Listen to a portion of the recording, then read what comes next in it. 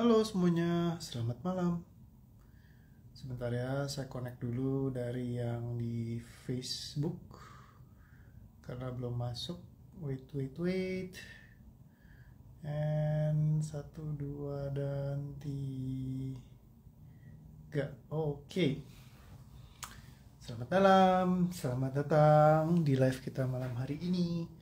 Ada Kak Octavia Yul, sudah masuk. Kak Ayu Dewi, Kak Elin juga sudah ada, Kak Noviana Leo, Kak Aisyen Liang, Kak Kusumawardi Rani, welcome. Selamat datang semuanya. Waduh, baterai saya habis, jadi saya nggak dicontekkan hari ini. Bentar coba cek di handphone lain, mungkin ada yang nyala. Karena saya nggak tahu hari ini mau bawain tema apa. Tadi seharian habis bawain session di kelas di LVM ya, seperti biasa barengan ngelepasin emosi bawah sadar yang nyangkut seputaran usaha, bisnis, dan lain-lainnya. Ada banyak banget yang kita bahas temanya dan seru banget. Oke. Aku coba sambil ngintip-ngintip ya, kira-kira tema apa yang mau dibawain hari ini. Halo Karani, welcome semuanya, seru-seruan selalu. Kemarin sampai ada tagline baru yang unik ya, katanya melepaskan emosi itu ternyata sangat mudah, tapi ikut kelasnya koreo yang susah. Iya, gara-gara nggak pernah bikin kelas ya, jadi ditanyain kapan nih kak koreo bikin kelasnya, nggak pernah bikin kelas katanya. Iya sih, kebanyakan saya live di DTS mulu. Mungkin nanti boleh kita bikin kelas ya suatu saat ya, biar pada bisa belajar. Katanya anak-anak IC paling jago di PHP-in ya. Welcome semuanya. Ada Cikoni Ringo lagi, ada Kak Agustin, ada Alicia. Wih, Alicia ikutan mampir. Waduh, ini temanya berarti nggak boleh tema dewasa nih, harus tema anak-anak ya.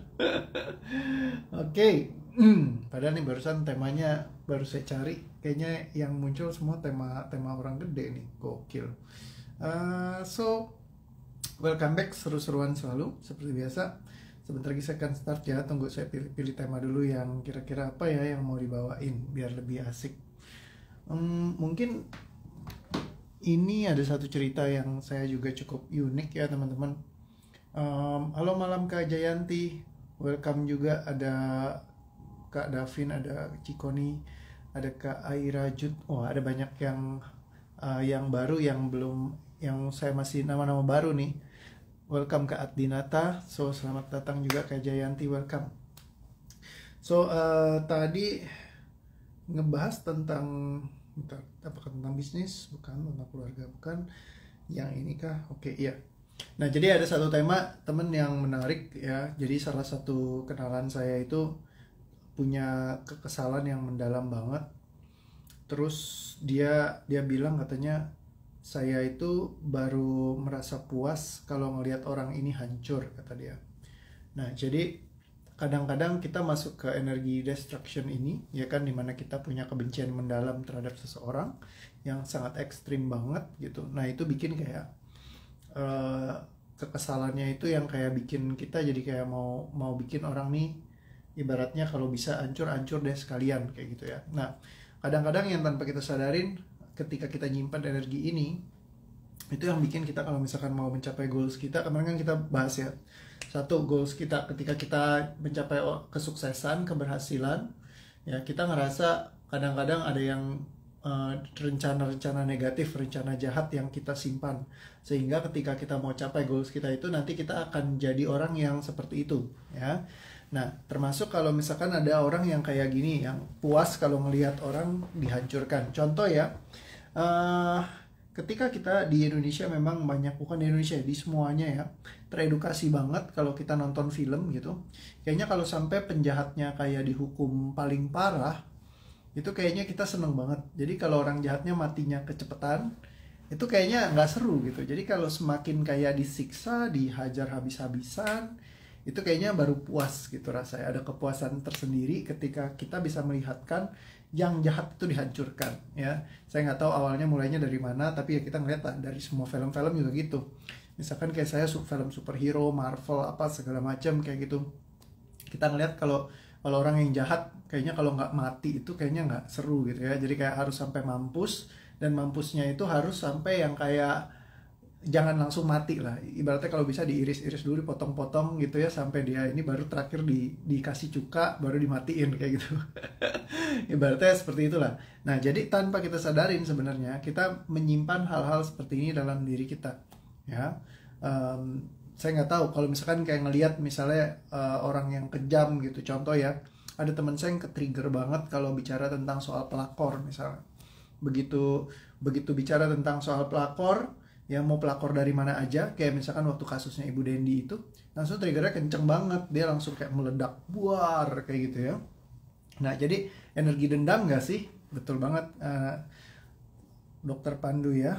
Karena memang seringkali kayak kalau orang nyimpen kekesalan sama seseorang orang lain gitu, kita kayaknya kita sebenarnya lebih ke arah gini. Kita karena dari dulu diajarkan mungkin kita harus membenarkan yang salah. Ya, itu sebenarnya lebih tepat menurut saya, membenarkan yang salah dalam artian kita edukasi dia supaya dia jadi benar, nggak tersesat lagi, tanda kutip seperti itu. Karena apa? Drive-nya orang menjahati orang lain adalah karena berbasis dari emosinya mereka sendiri. Contoh yang saya pernah bawa tema tentang bully. Kenapa saya suka ngebully orang lain? Ya, kenapa ada orang yang sangat jahat sekali kepada orang lainnya, misalkan. Contoh kalau dulu saya ngebully orang lain karena apa? Karena dulu saya punya lukanya, saya pernah dibully. Ya, jadi pas saya punya kekuatannya, saya jadi ngebully orang lain lagi. Ini adalah pola luka batin yang tersimpan di dalam bawah sadar seseorang. Contohnya misalkan kalau Anda bisa lihat kayak orang di ospek dulunya, ketika udah selesai di ospek, apa yang terjadi? Pengennya bisa ngospek orang lain. Karena pas lagi ngospek orang lain, kita merasa powerful. Karena dulu kita pernah direndahkan, kita pernah dihina misalnya, kita jadi merasa kita membutuhkan untuk kita naik. Ketika kita naik level, apa yang terjadi? Kita bisa nindas orang lain. Jadi kayak kita menjadi orang yang tidak kita inginkan. Seringkali yang dibilang seperti itu. Ketika kita berhasil, kita malah jadi seperti orang yang kita tidak mau. Karena apa? Dulu kita ditindas, terus begitu udah nyampe, akhirnya kita malah balik, kita tanpa disadarin seringkali nindas orang. Ya, ada salah satu kenalan saya yang waktu mudanya sering banget ditindas orang. Ya, karena dia merasa tertindas, akhirnya ketika dia berhasil sukses, dia benar-benar kayak nindas semuanya. Nah, hal ini yang kita nggak sadarin teman-teman. Seringkali pattern yang masuk terpolakan di dalam diri kita tanpa kita sadari. Jadi sebenarnya orang yang jahat pun sebenarnya dia kalau di emosinya diberesin, bisa jadi dia nggak perlu lagi untuk berbuat jahat. Orang jahat ini sebenarnya orang yang helpless, orang yang nggak punya kemampuan untuk bisa ngeberesin emosinya. Karena selama ini emang nggak ada caranya sih. Emosi mau nggak mau kan harus dikendalikan, atau dikontrol, atau dipendam, atau diredam. Kalau marah, biasa orang akan bilang, buktikan kalau kamu bisa. Misal kalau direndahkan, pembalasan terbaik selalu sampai sekarang masih ada kalimatnya yang kita bisa lihat di mana-mana. Pembalasan yang terbaik adalah dengan kamu sukses. Nah, seolah-olah kalau sukses kita harus ngebalas orang lain. Kalau kita sukses, kita harus menunjukkan kepada orang lain kalau kita bisa. Kalau kita dihina, kita harus naik ke atas. Ketika kita di atas, tapi ke atas karena ego kita juga buat yang ditunjukkan kepada orang lain. Nah, jadi akhirnya ketika naik bukannya mendatangkan kebaikan, malah pas lagi naik malah ya jadi konslet di kitanya gitu ya. Nah, jadi dan nggak ada salahnya sih dengan itu, karena banyak orang teman-teman saya yang naik karena energi pengen membuktikan, pengen membalas dendam awalnya itu. Tapi jangan digunakan energi itu terus-menerus gitu. Kalau misalkan ada opsi lain di suatu saat Anda udah nyampe di atas, misalkan Anda ngerti sekarang caranya bagaimana itu semua bekerja, diberesin aja. Kalau saya pribadi waktu itu punya kekesalan seperti itu, dendam seperti itu, ya kemarahan, ya terus saya jadi kayak ngebalesnya, ngebully orang lain lagi. Ketika saya sudah ngerti bahwa ngebully itu bisa menyakiti orang lain, seharusnya saya ngerti loh. Karena apa? Karena dulu saya sering dibully. Nah, kalau Anda lihat semua karakter-karakter penjahat ya, misalkan kayak di film-film, itu rata-rata dulunya itu punya kepahitannya di masa lalu. Contoh di film Joker lah. Ya, itu yang film sempat beken banget gitu. Karena luka dia dibully, dihajar, diapain segala macam, akhirnya dia jadi karakter yang develop seperti itu. Jadi sampai ada tagline-nya, orang jahat adalah orang baik yang tersakiti. Ya, banyak orang yang menggunakan ini sebagai sebuah pembenaran untuk mereka berbuat jahat. Tapi memang kebanyakan semua orang jahat punya traumanya masing-masing di masa lalu. Itulah kenapa bikin mereka benci sama orang lain. ya, karena seperti itu. Ada sahabat saya yang dikecewakan sekali ketika dia mencintai seseorang perempuan, pacarnya dia dulu. Begitu diputusin tuh sakitnya minta ampun. Ketika sakitnya minta ampun, akhirnya dia benci banget sama perempuan. Akhirnya dia berubah, ya, jadi kayak pribadi yang benar-benar mau balas dendam gitu. Akhirnya dia awalnya dia sangat mencintai cewek itu, tapi semenjak dia dilukai seperti itu, dia langsung kayak kecewa berat. Terus yang dia lakukan adalah menjadi, dia bilang sih the best versionnya dia, kalau dia ngomongnya begitu. Habis itu dia jadi pria yang kayak Don Juan gitu ya. Dia pacarin banyak wanita, dikecewakan, jadi kayak dia buang cewek gitu. Karena dia merasa cewek pernah mencampakkan dia, terus dia juga jadi mencampakkan para wanita, bahwa wanita-wanita itu di bawahnya dia gitu ya. Nah, setiap orang punya arti yang berbeda-beda yang diberikan. Ada juga yang kayak seperti itu. Jadi tindakan yang sekarang adalah manifestasi dari hal yang dialami dari masa lalu ya, kok katanya Kak Anggria.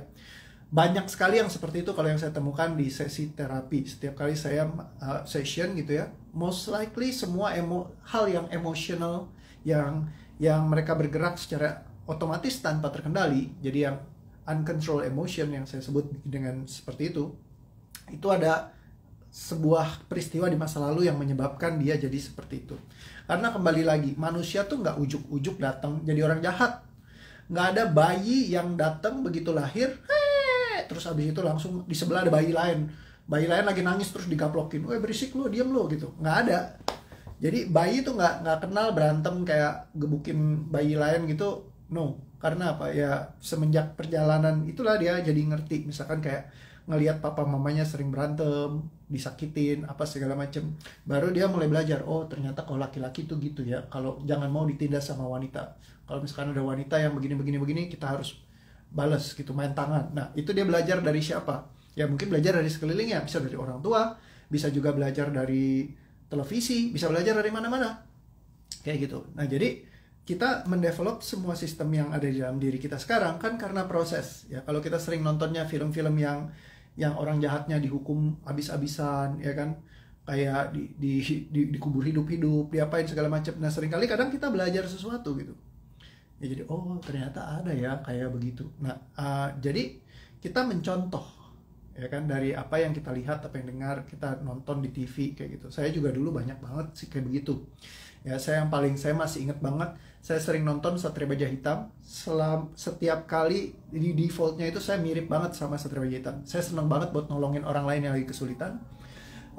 Dan waktu dulu saya nonton, yang paling berkesan sama saya, setiap kali itu Satria Baja Hitam tuh punya satu jurus yang namanya ukemi ya. Ukemi itu jurus kalau jatuh dari motor dia bisa guling-guling di lantai. Wah. Habis itu apa terjadi ketika saya pertama kali belajar sepeda, saya latihan tuh loncat dari sepeda. Jadi lucu ya, belajar loncat dari sepeda terus guling-guling di lantai, terus berpose dengan keren gitu begitu turun. Ya, jadi walaupun sampai sakit benjol-benjol saya lakukan berkali-kali. Terus saya pengen banget jadi, waktu itu jadi bukan Nobita, ya Nobita juga tuh ya. Saya belajar mesum dari filmnya Doraemon ya, karena Doraemon tuh ada Nobita dari buku komiknya. Nobita itu selalu demen mesum ya kan, liatin Shizuka mandi, terus buka roknya Shizuka. Nah, saya tanpa saya sadarin waktu kelas 5 SD itu saya jadi ngebukain rok perempuan pakai penggaris gitu ya. Sampai saya ditangkap sama guru, terus disuruh nulis apa, saya berjanji tidak akan membuka rok wanita lagi kayak gitu ya. Sampai mama saya tuh dipanggil ke sekolahan gitu ya. Nah, dulu tuh saya nggak, ya gimana ya, kayak saya ngeliatnya, wah keren kalau bisa kayak gitu. Nah, dableknya saya gitu kan. Nah, karena apa? Saya belajar, karena saya ngeliat dari situ. Terus, Anda kalau nggak percaya, silakan ngintip aja di film Doraemon, semuanya begitu gitu ya. Terus, kalau pas lagi yang saya belajar juga di Dragon Ball, ya saya ngeliat jagoannya Son Goku itu sakit jantung. Ya, saya pernah pengen bisa sakit jantung gitu ya, karena ngeliat, wah kayaknya keren ya bisa sakit jantung kayak jagoan saya si Son Goku gitu ya. Jadi setiap manusia itu teman-teman, kita belajar programming dari ya yang kita lihat, kita dengar, kita baca kayak begitu ya. Jadi semuanya itu nggak semerta-merta datang gitu. Kalau Anda lihat kayak anak kecil, bayi gitu, nggak ada yang lahir bayi tuh mesum gitu, ngintipin gitu, bayi lain telanjang ya kayak gitu, nggak ada, kita nggak mikirin kayak gitu. Kalau dibilang naluriah, nggak juga kayak gitu. Kan ada yang bilang ya namanya laki-laki ya pasti suka perempuan, ya kan.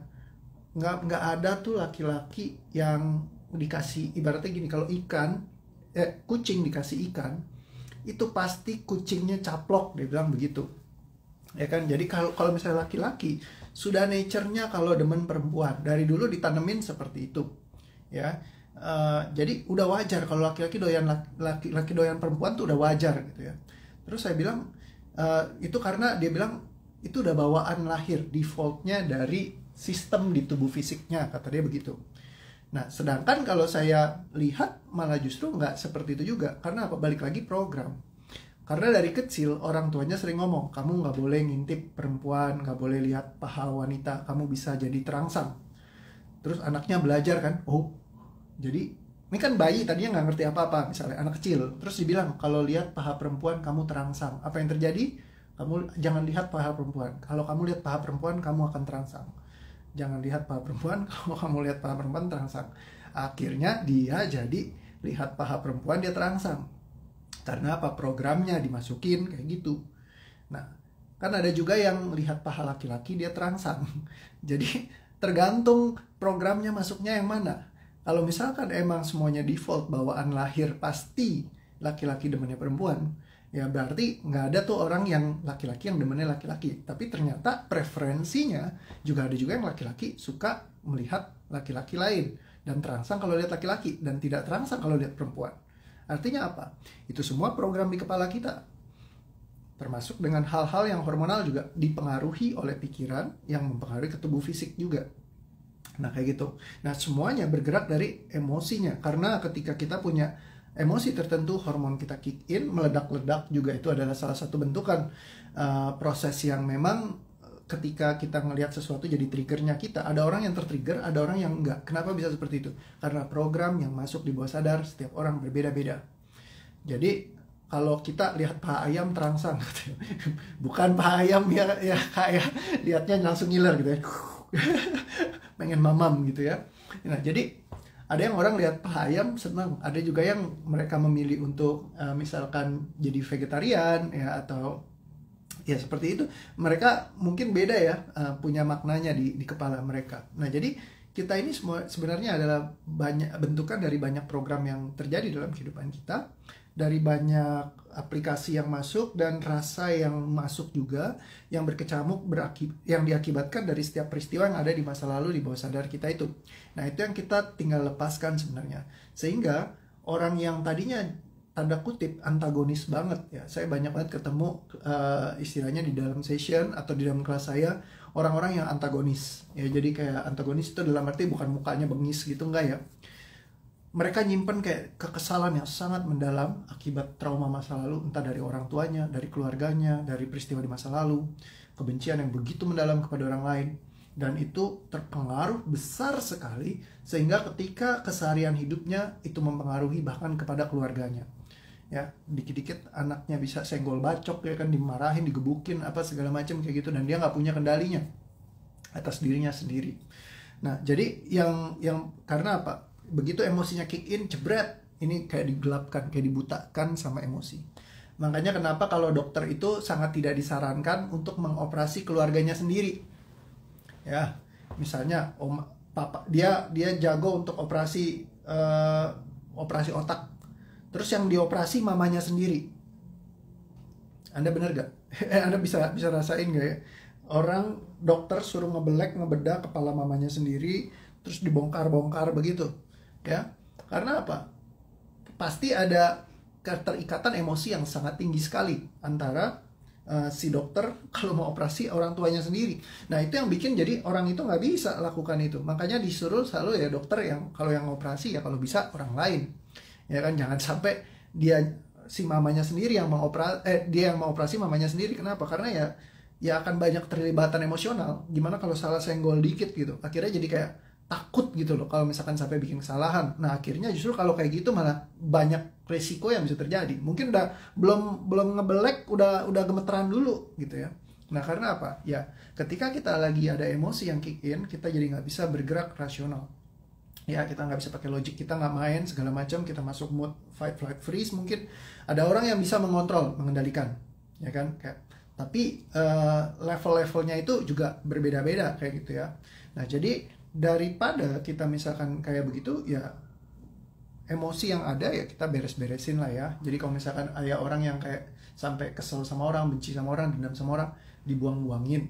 Termasuk kalau misalkan mereka yang sampai seantagonis itu akibatnya dari rasa di bawah sadar mereka, dibuang-buangin, itu akan mengubah sekali mereka ya. Jadi kalau orang bilang rahasia mengubah karakter, ya mengubah karakter itu biasa orang bilang itu udah karakternya dia. Artinya seolah-olah tidak bisa berubah. Artinya seolah-olah itu sudah permanen. Ya, itu adalah sebuah ketidaktahuan massal karena mereka nggak ngerti, nggak paham aja jadi bilang karakter itu permanen. Sebenarnya kalau di emosinya dibuang, ya banyak sekali ya yang langsung tiba-tiba instan berubah saat itu juga. Jadi dia yang tadinya depresi, stres apa segala macam bisa jadi orang yang ceria. Ya. Mereka yang kayak terbebani sekali dan punya kebencian, kekesalan yang sekali senggol bacok, lepas hilang semua, tiba-tiba jadi orang yang damai, tenang begitu saja. Ya, tapi yang biasa kita tahu adalah kalau mau jadi damai, mau jadi tenang, kita harus belajar mengendalikan emosi kita. Ya, jadi ada emosi nih, kita harus belajar kontrol, kendalikan. Ya, gimana cara kita harus kendalikan. Nah, mengendalikan emosi itu susah, melepaskannya mudah. Jadi kalau kita buang, ya suddenly kita nggak perlu jadi seperti itu lagi, kita nggak perlu jadi konslet lagi. Ya, kalau misalkan masih ada terus-terusan emotionally connected, nah itu yang bikin kita jadi troubled ya, bermasalah ya, seperti itu. Nah, jadi itu yang perlu kita beresin ya, sehingga kita bisa jadi orang yang lebih happy, lebih tenang, yang nggak terlalu terpusingkan kayak gitu. Ada Teh Emput bilang, sebelum aku depresi nggak kayak gini, ketika aku sakit aku nggak tahu kalau aku depresi. Jadi apa yang harus dipikirkan tiba-tiba terfikirkan. Misalkan kata suami saya, jangan mikirin yang macam-macam. Saya malah mikirnya macam-macam. Nah, karena apa? Ada emosi yang embedded di situ, terikat ya. Jadi sehingga begitu ke trigger, plep, langsung emosinya yang mengalir. Kayak gitu ya. Nah, itu yang pertama perlu diberesin. Jadi sehingga ketika Anda balik ke kondisi Anda yang normal lagi, ya, dan kita buang-buangin semuanya, Anda jadi nggak punya energi yang menjadi baterai pendorongnya Anda. Ya, jadi kayak gitu. Jadi kayak dilepaskan. Katanya Ci Imel kalau mengendalikan kayak Aang, udah avatar. Iya, jadi kita nggak perlu untuk mengendalikan emosi kita ya seumur hidup kayak gitu. Karena seumur hidup mengendalikan emosi, kita harus mengendalikan emosi terus-menerus. Kalau Anda melepaskan emosi seumur hidup, emosinya akan terlepaskan dan hilang. Ya, jadi kayak gitu. Wih, kenapa nih tiba-tiba berhenti yang di Insta? Ini lancar sih kalau yang di Facebook ya. Oke, jadi seperti itu teman-teman. Intinya orang yang punya ledakan emosi atau yang punya kebencian mendalam, mereka karena menyimpannya saja, itu embedded di bawah sadarnya orang kayak gitu. Nah, jadi itu bisa diselesaikan, dan orang itu sebenarnya bukanlah orang jahat, tapi karena mereka tidak bisa punya cara untuk membuang emosinya aja. Kalau emosinya dibuang, mereka akan jadi orang yang baik juga ya. Kalau saya sih ya itu yang saya temukan ya dari setiap session. Tapi ada juga memang orang yang dari aslinya udah niatannya jahat karena program pikiran yang konslet. Nah, itu juga perlu banyak banget di detailing lagi sih. Karena setiap apa yang ada di pikiran kita itu seringkali bercabang-cabang karena fondasi berpikir yang berbeda tergantung dari pengalaman kita dalam hidup kita. Nah, tapi kalau misalkan memang diberesin ya rangkaiannya, ya ulir-ulirnya, ibarat kalau mobil tuh diuraikan lagi semua kabel-kabel yang udah kusutnya, dirapihin lagi. Ya, itu bisa dirapin sampai kayak bener-bener kayak function normally tanpa ada rasa-rasa yang meledak-ledak atau kayak dorongan-dorongan lah, atau kayak suara-suara yang membuat dia jadi kayak konslet lah kayak gitu. Nah, itu yang kita perlu buang-buangin. Oke ya? Sip, thank you. So, mungkin itu aja. Jadi, jikalau Anda punya rasa apapun yang selama ini mungkin ada di dalam diri Anda, yang kayak tadi saya bilang, kalau misalkan Anda membenci seseorang, nggak senang sama orang lain, kayak Anda pernah punya kemarahan yang kayaknya Anda akan senang kalau lihat tuh orang tuh hancur gitu, Anda akan senang kalau ngeliat tuh orang mati gitu, ataupun yang semacamnya lah yang kayak gitu ya, nggak ada gunanya Anda menyimpan semua rasa itu Dan itu bukannya akan membuat Anda menjadi lebih bahagia, mungkin malah akan ya membuat hidup Anda nggak tenang kayak gitu ya, dengan menyimpan semua kekesalan, kebencian, dendam, kekesalan, kemarahan. Coba perhatikan orang yang benar-benar Anda nggak suka, siapapun itu di dalam diri Anda, yang pernah Anda alamin di masa lalu, peristiwa apapun. Sadari apapun hal yang mungkin muncul di dalam dirinya, ya. Ketika Anda ngebayangin dirinya, apapun yang muncul di dalam diri Anda, perhatikan semua energinya, sadari, ambil setiap pesannya, terima, ikhlaskan, dan lepaskan. Tarik nafas pelan, tahan, dan lepaskan. Dan semua kebencian dari orang yang pernah Anda benci, yang Anda simpan di dalam diri Anda, di dalam tubuh fisik Anda, yang menghilangkan semua kesadaran Anda di dalam diri Anda. Perhatikan semua energi yang terkait di dalamnya, sadari, terima, ambil setiap pesannya, ikhlaskan, lepaskan, cabut, batalkan, tidak katakan, lepaskan, musnahkan. Tarik nafas pelan, tahan, dan lepaskan.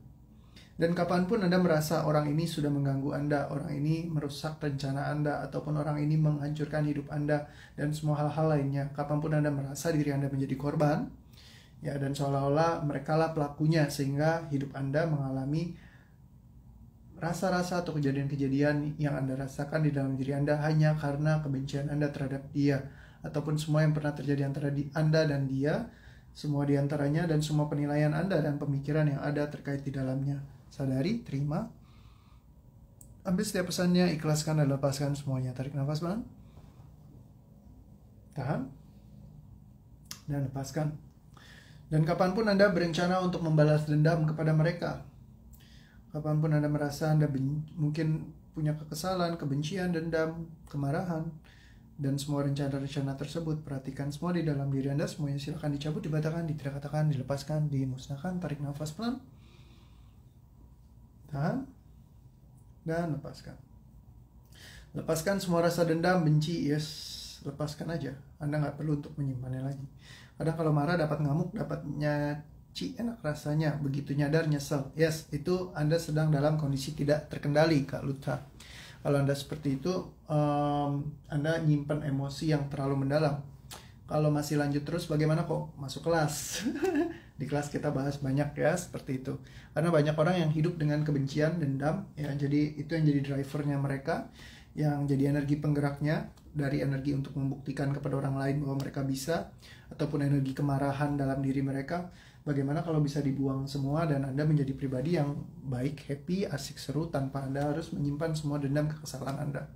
Ya, kemarin banyak banget yang sharing ketika melepaskan kebencian kepada seseorang tuh kayak ringan banget. Apalagi yang paling bahaya kalau misalkan ngebenci anggota keluarga sendiri, ya kan, tier 1, tier 2 gitu ya. Orang tua semua disebelin gitu ya, terus mertua dibenci, ya, anak dikeselin, pasangan juga nggak senang. Wah, itu hidup kayaknya nggak enak banget. Ibaratnya kayak Anda punya harta banyak pun, kalau Anda nyimpan kayak kebencian, kekesalan, dendam, kemarahan, segala macam, ya seru sih. Mungkin Anda bisa gunakan buat menghancurkan orang lain, Anda bisa gunakan buat ngehajar orang-orang yang Anda benci. Ya, itu semua pilihan, dan setiap pilihan datang dengan risikonya sendiri. Kalau Anda merasa puas dengan seperti itu juga bisa juga kayak gitu ya.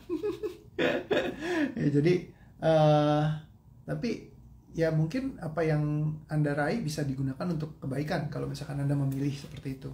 Jadi kembali lagi, semuanya kan pilihan ya. Kalau misalkan Anda pengen memilih untuk jadi lebih asik, lebih baik, lebih happy, why not gitu ya. Kenapa Anda harus bergerak dari energi dendam dan kebencian? Ya kayak gitu. Nggak punya dendam, dilepaskan juga kok. Ya, ini pertanyaannya agak unik juga ya. Makasih kok, semakin hari semakin lebih ringan. Yes, Jos, semakin hari semakin ringan, nggak ada beban sedikit pun long kok. Oke, mantap banget, Jos. Sedikit plong. Oke, sip, mantap. Relax lagi, kata Karida. Yes.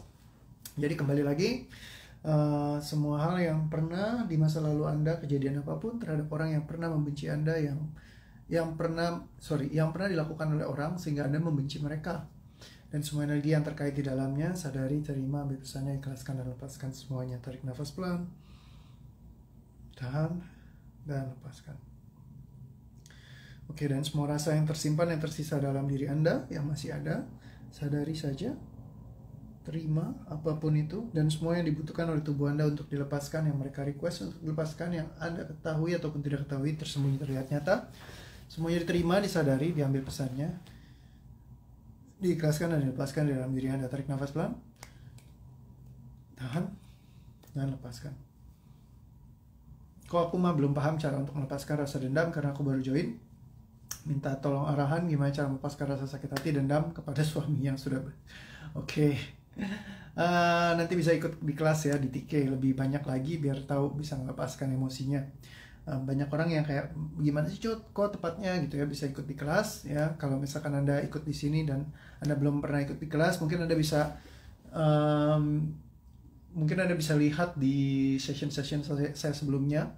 Ya, intinya Anda cukup ngikutin aja sebenarnya ya. Ketika saya minta Anda tarik nafas, Anda lepaskan, Anda tarik nafas, lepaskan. Ketika saya minta Anda untuk kayak bagian ini yang kita lepaskan, Anda lepaskan kayak gitu. Katanya Kak Jevan Vina plongko, ngantuk, katanya Kak Feni, Jos ya. Jadi kayak kalau kita lepaskan dia akan makin ringan, makin ringan, makin ringan. Mau tunggu berkat berlimpah nih, katanya Kak Mike Ana. Oke, sip, mantap.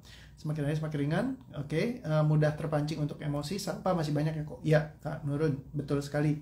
Itu adalah sampah bawah sadar. Jadi kalau kita nyangkut di bawah sadar kita banyak sampah-sampahnya, itu yang nge-trigger kita untuk berlaku yang seperti itu. Ya, yang saya rasakan di bagian kepala yang plong, mantap sekali, katanya Kak Mika Ana. Oke, thank you. Kata Ci Email, lega. Kata Kak Elin, ringan banget, terima kasih. So seru. Jadi teman-teman makin lama makin happy ya. All the best and greatest for you. Lepasin aja emosinya, jangan disimpan karena nggak ada gunanya nyimpan emosi, cuma membebani Anda sendiri.